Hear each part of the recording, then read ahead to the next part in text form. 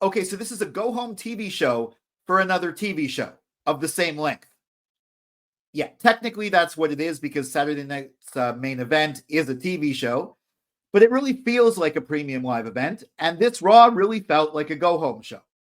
These are my assorted thoughts on the December 9th, 2024 WWE RAW.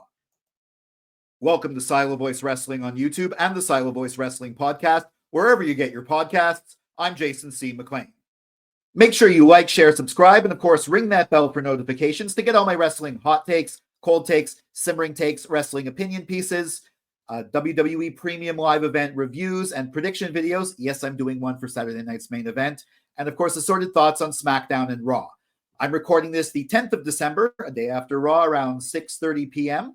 To put that in perspective. Now, if this is a go-home show, what do you look for in go-home shows? Well, one of the main things they do is they set up, or they continue rather, angles and storylines related to the matches on the PLE, or in this case, the TV show. Well, one of those matches is Liv Morgan defending the Women's World Championship against Io Sky. And here Liv Morgan fought Dakota Kai. The Pure Fusion Collective came out, distracted Kai. Liv took advantage and won. After the match, we got Io Sky and Kairi Sane coming up to take care of the Pure Fusion Collective.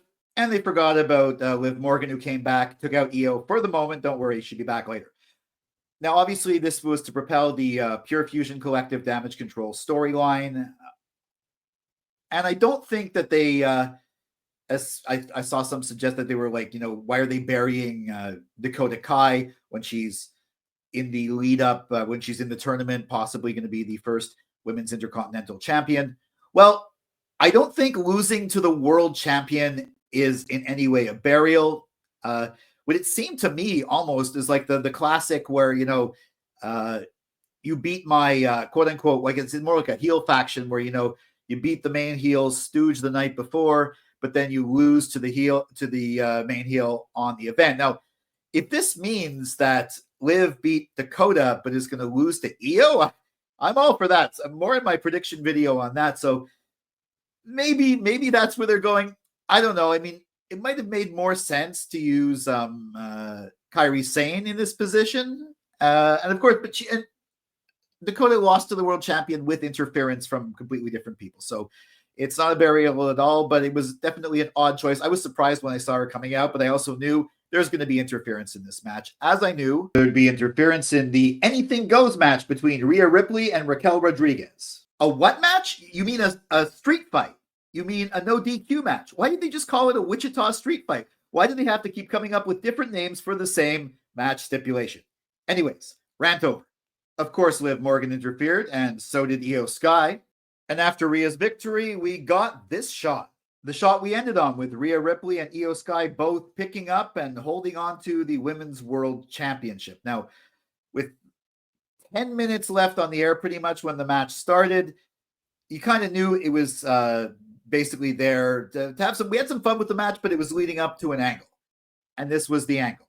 Now, this is kind of set up for Saturday Night's Main Event, but honestly, this might be potentially teasing a WrestleMania match. I mean, say Io wins the title and Rhea settles things with Liv. Liv goes on to someone else. And then Rhea versus Io for the championship at Mania. Or maybe Liv doesn't Io doesn't win it.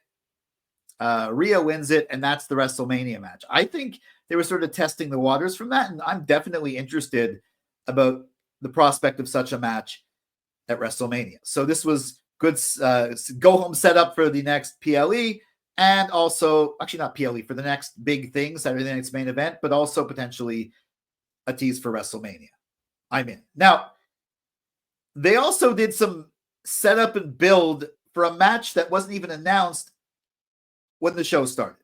It started with CM Punk doing a sit-down interview with Jackie Redmond. I like this. First off, though, I find it nice that Jackie Redmond's doing interviews like this. Yes, she's a backstage interviewer, but the sit-down interview, that's a hallmark back in the day of Jim Ross, and recently it's Michael Cole who does those. Whether he's sitting down backstage, he's in the ring, or he has to go out to Kevin Owens' car. For Jackie Redmond to do this, it's almost like they're giving her sort of that kind of like the Michael Cole kind of announcer push. I love to see it. I think she's fantastic. She hosts the post games and I guess the pre-shows too. I don't usually watch the pre-shows for PLEs, but I like to see she's getting this extra push. Now, as for the interview itself, Punk was his usual self, very believable. He was sort of, dismissing Seth Rollins at the same point, sort of dissing him, setting up potential feuds. But there's one part that I found really interesting. At one point, he talks about, the starter's back, the second string has to go sit on the bench. Now, I even Googled this. That's football terminology. CM Punk is a hockey guy. He's not a football guy.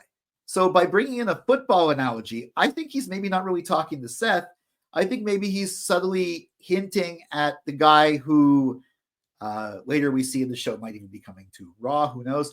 The guy who apparently calls himself the quarterback of the locker room. That's Cody Rhodes.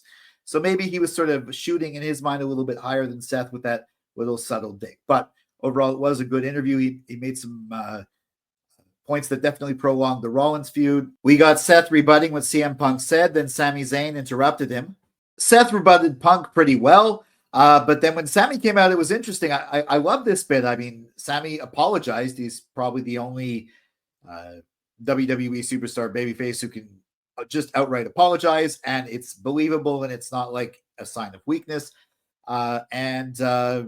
Apology was accepted, and that was a nice little end to that business. I still think Seth might somehow maybe be like Drew McIntyre, as Sami implied, and because he was kind of sounding like Drew McIntyre. I kind of felt that too. I think we all did. Who knows? Maybe Seth and Drew are going to be on a team at some point. I don't know, but that would require a total heel turn from Seth. But for now, it's good, and I like the way they left it. Then Sami announced he already had a match with Drew McIntyre at Saturday night's main event, followed by the obligatory Drew McIntyre sneak attack. Now, this was, of course, great setup for a match we didn't even know we were going to get, but we're getting it, and I'm glad. It should be a good match. I don't know what's going to happen in the match. I have a feeling other people might interfere. I'm going to save that for my prediction video, but yeah, good to see that we've set up another match that doesn't really need much build, because Sami and Drew were fighting like a year ago roughly a year ago. And Sami was out for a while, and then they never really settled that one. Drew went on to other things. Sami went on to other things like the Intercontinental Championship, what have you. But now they're bringing that back. And it seems kind of quick, but it's not really quick. So good job, show. I'm not so thrilled with the changes to another match at Saturday night's main event. I mean, Judgment Day attacking Gunther and Priest coming in for the save made sense. Also, I liked how Gunther was able to, take the assistance from Priest, but then still become a heel, even though he was kind of, I don't know who's going to be the babyface in the Gunther Balor match, because Balor's becoming a real mega heel right now. But now Priest is in the match. That I was not hoping for. I was not hoping for a triple threat match. Because it means that I'm pretty sure Gunther's going to retain. I think we all know Gunther's going to retain, but it's bringing us back to the Priest versus Balor. Now, the problem is they already had a Priest versus Balor match, and it was not the most thrilling match. It was on a PLE, but it was on a PLE where I thought, okay, fine, it had the storyline built to make it on Bad Blood because it was like a blood feud, but the Gunther-Sami match would have been a much better choice. That would have been a better Raw match. Who knows? Maybe I'll be proven wrong, but the build made sense. It made sense why we now have a triple threat match, but I'm not so thrilled that we do have a triple threat match. A good go-home show also builds stories that aren't going to be on the PLE. Well, the New Day.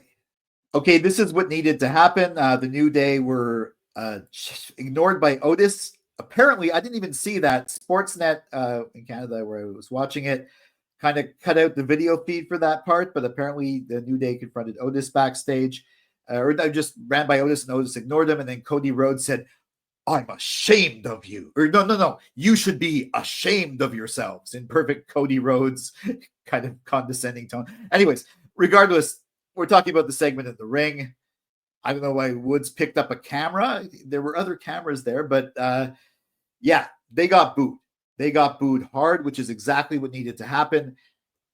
okay, they might have given them the Dominic Mysterio treatment where they sort of used some little audio tricks to make the boos sound louder than what they were saying on the microphone. I think Woods couldn't even talk, but still, obviously that's just to give people a cue what to do next. But they were probably getting huge boos in the arena anyways. And talk about going from beloved long-term baby faces to nuclear heat like that.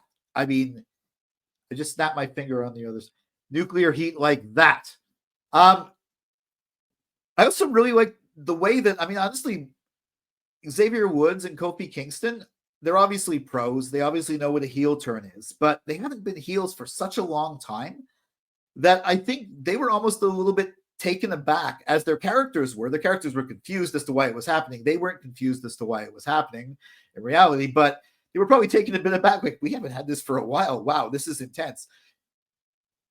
They've managed to establish two heels with a lot of heat in a matter of a week. And this is really interesting. I'm really interested to see where they go with the New Day. Also, apparently, Judgment Day are going to be defending the championships against not Viking Raiders, the War Raiders, or no, not War Party. Anyway, Eric and Ivar. And I really, really hope Eric and Ivar win and win quickly. So then they can have a feud with the New Day, because I think the New Day are going to get the tag titles. But even though I appreciate the work they're putting in, as a fan, I want to be able to boo them. And I'm not going to be able to boo them if they're fighting Priest and Balor. I just want to see anyone beat Priest and Balor. So yeah, regardless of that, I think maybe Otis and the Tozawa, the Alpha Academy, are the next step. And then maybe the Eric and Ivar or someone else getting the tag titles. Then somehow maybe Big E will come back, maybe even not in the ring, but behind some other team. Who knows? I think the New Day are on one of the hottest runs they've been on in a while, and all they had to do was stop being the beloved baby faces that they were for a decade. And then we had another triple threat in the Women's Intercontinental Championship tournament. Even before I heard this title existed, I thought it was going to happen and be made for Zelina Vega. She might win it at some point, but her versus Ivy Nile, good match, and Lyra Valkyria. But of course, it made perfect sense that Lyra Valkyria won. And now I am rooting for Dakota Kai in this tournament, and I think she might win, but I think Lyra might also win. In fact, I'm pretty sure the two of them are going to be in the finals. As my brother pointed out as we were watching this show, those were the two women that were given little sort of like hype packages before the title and the tournament were even announced. So it's obviously going to be them in the final. If Lyra Valkyria wins this one, but Chelsea Green wins the Women's United States Championship, I'm fine. Even if it's not Zelina Vega. Also, Lyra, she had a big push at the beginning of her run on the main roster, then it kind of died out, sort of went nowhere. So yeah, this would be another way to bring her back into the fold, make her important, make her not just, in random 3-woman tag teams and stuff. So yeah, this is good build. I think the theory is actually, again, proposed by my brother, that the Women's Intercontinental Championship is going to be determined. The finals are going to be on the first Raw on Netflix. And I think that's good. They have a few more weeks to get there. Let's see where this goes. I would love to be in the arena for a Wyatt 6 entrance. The last show I saw live was Raw, and that was when they were still being teased, so I missed that. Though I was at SmackDown, which was Bray Wyatt's last TV appearance, so that's a part of history too. But no, I imagine the effect in the crowd must be incredible. Of course, they were coming out for a match against Final Testament, which saw the return of Paul Ellering throwing powder at Uncle Howdy's face, giving Final Testament the win. Nice to see Paul Ellering back and actually doing something. Not sure where this is going. I think the Wyatts are probably going to have to get the win back at some point. I imagine them being part of WrestleMania in some capacity, maybe not against Final Testament. But Final Testament's actually gotten a lot more. Karrion Kross has gotten a lot more interesting thanks to this feud. So I also like to see where this is going. And these were my assorted thoughts on the December 9th, 2024 WWE RAW. Do you agree with my takes? So let me know in the comments. Follow at Silo Voice Wrestling on Facebook and Instagram, at Silo Wrestling on X, and me at Jason C. McLean on X and Instagram. And also, if someone could let me know where I can watch Saturday night's main event in Canada, I'm not sure if it's going to be on Sportsnet. I heard that in the UK, it's going to be on WWE's YouTube channel for free. I don't have cable, so I can't get NBC. Anyways, if you know, if not, I'll figure it out. No big deal. I'm going to be back with my predictions for Saturday night's main event and, of course, assorted thoughts on SmackDown. For Silo Voice Studios in Montreal, I'm Jason C. McLean.